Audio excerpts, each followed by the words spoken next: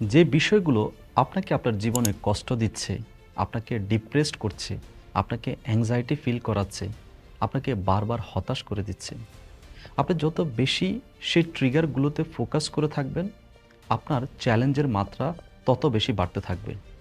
কেননা আমাদের ব্রেনের একটি রুল হচ্ছে হোয়ার ফোকাস গোস এনার্জি ফ্লোস। আপনি যে বিষয়ে অর্থাৎ আপনি যত বেশি আপনার প্রবলেমগুলোতে ফোকাস করে থাকবেন, আপনার প্রবলেমের মাত্রা ততই বাড়তে থাকবে। তাহলে সমাধান কি? সমাধান হচ্ছে আজ থেকে সলিউশনে ফোকাস করা শুরু করুন। যে আমি কি করতে পারি? আমার লাইফে এমন কেন হচ্ছে? আমি কেন অসুস্থ হচ্ছি? আমি কেন বারবার একই প্যাটার্নে আটকে আছি? এটির পরিবর্তে আপনার নিজেকে প্রশ্ন করুন, what can I do so that I can solve my problems?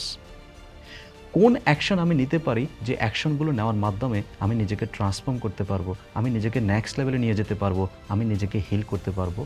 আপনার ব্রেইন আপনাকে রাইট ওয়েতে গাইড করা শুরু করবে।